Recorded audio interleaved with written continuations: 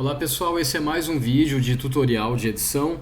Nesse vídeo nós não vamos tratar exatamente sobre o Photoshop, sim sobre um plugin que tem dentro dele, que é o Camera Raw. Esse plugin ele serve para editar as fotos de uma maneira mais profissional, tanto quanto o Lightroom, por exemplo. Inclusive os dois fazem basicamente a mesma coisa no sentido da edição. Eu, por exemplo, prefiro sempre usar o Camera Raw.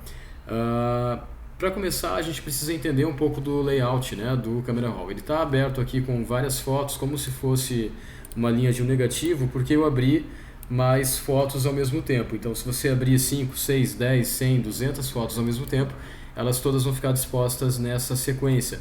Basta você clicar na foto para que a mesma possa aparecer nessa tela principal.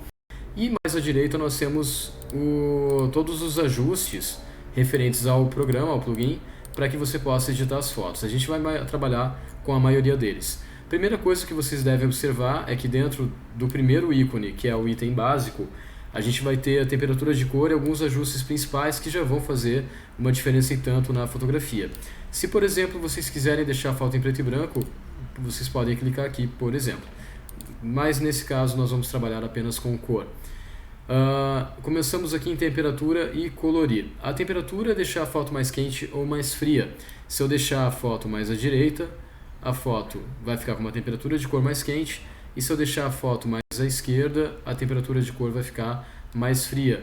Eu vou deixar essa temperatura de cor porque nós temos um borrão vermelho que eu criei usando uma pétala de flor bem junto à câmera. Então, nesse caso aqui, eu vou deixar um pouco mais frio. Vou deixar a foto um pouco mais escura também. E vou trabalhar aqui em colorir. Se eu deixo mais à direita ou mais à esquerda, eu acho que eu vou deixar um pouco mais à direita. Ele vai dar um tom de foto mais antiga. Eu posso também mexer em contraste. À direita ele aumenta, à esquerda ele diminui. Vou deixar ele à direita. Em realces, eu recupero um pouco o tom de pele caso tenha algum estouro de luz, por exemplo. Ou na parte do tecido também. Se eu usar o realce à esquerda, ele fica mais preservado. À direita ele vai ficar um pouco mais estourado.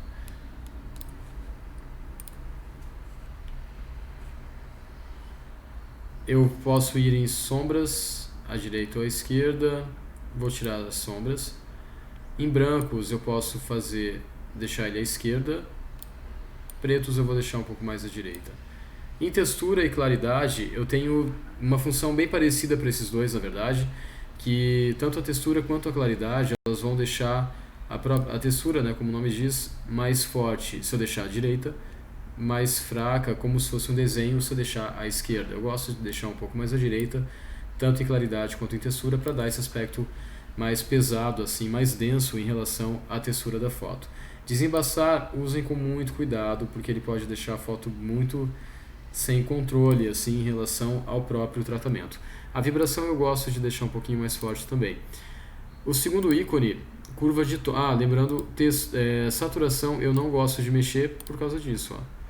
Fica muito estranho, tanto à direita quanto à esquerda. Então, geralmente, em termos de retrato, eu gosto de deixar a saturação sempre zerada. O próximo ícone, curva de tons, é um complemento ao primeiro ícone. Então, tanto à direita quanto à esquerda, eu posso ir percebendo algumas mudanças na foto. Por falar em mudanças na foto, eu tenho como comparar essas mudanças com a foto original. Para isso, basta fazer algo que é muito simples, que é apertar no Y. E agora eu tenho como era a foto e como ela está ficando nesse momento. O terceiro ícone relacionado a detalhe e redução de ruído, aqui a nitidez, desculpe, se eu aumentar esses itens, esses ajustes, a nitidez da foto vai ficar maior. Se aumentar em redução de ruído, ele vai retirar o ruído da foto quando a gente deixa, por exemplo, com o ISO alto. Então, eu não vou mexer nesses itens agora porque a foto já está com um aspecto interessante. Esses dois ajustes aqui vão ser bastante significativos para mudar a cor da foto. Eu vou começar aqui em matiz, depois saturação e luminescência, ok? Vamos lá em vermelhos para ver o que acontece. Ali na calça já teve uma diferença bem grande. Laranjas, aqui não mudou muita coisa por enquanto. Amarelos, aqui também não.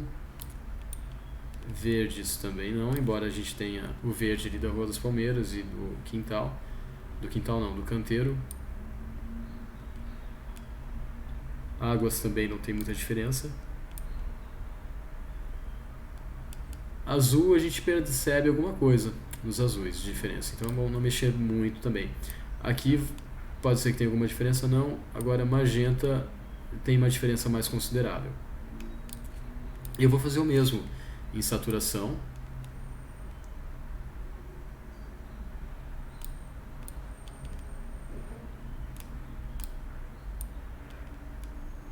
E aqui eu vou sempre experimentando, porque eu já vejo na hora o que vai acontecer. Então é um programa, tanto quanto o Photoshop, ele é um programa bastante intuitivo, porque você vê o resultado antes de confirmar. E se ficar ruim é só retornar aqui com o mesmo ajuste que você mudou. Aqui houve uma diferença grande também. E agora em luminescência eu faço o mesmo processo, só que claro, os efeitos vão ser um pouco diferentes, porque cada um trabalha de uma forma a cor. A matiz é a cor em si. A saturação é a pureza da cor, a intensidade dela. E a luminescência a gente vai trabalhar com os tons de claro e escuro.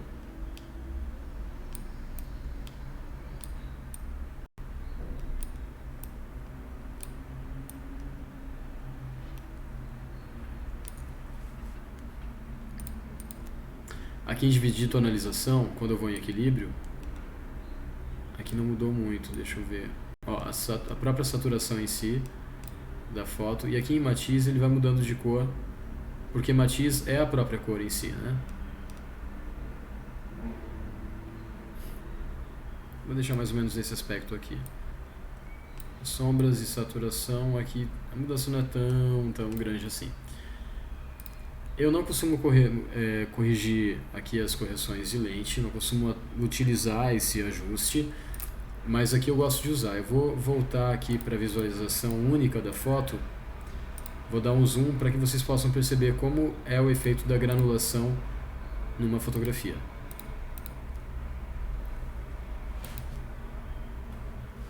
Claro que aqui ficou demais, então eu vou diminuir esses ajustes para deixar a granulação um pouquinho mais sutil. Aqui até eu posso aumentar um pouquinho mais.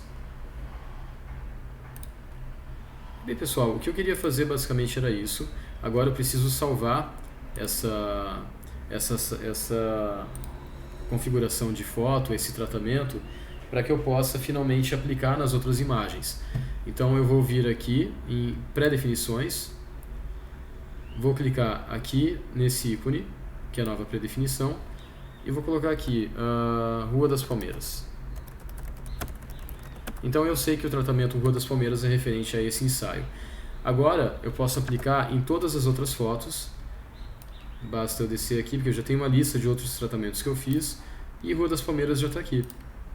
E agora todas as fotos vão ficar com o mesmo aspecto, com o mesmo tratamento. Claro que é muito importante eu verificar se esse tratamento ficou interessante, se ele ficou correto também nas outras fotografias. Então eu sempre preciso olhar muito. Aqui, por exemplo, ficou um pouco estranho. As outras ficaram até razoáveis nesse sentido aqui. Então aí eu faço as alterações que eu achar necessárias de acordo com o aspecto que o tratamento ficou em cada uma dessas fotos.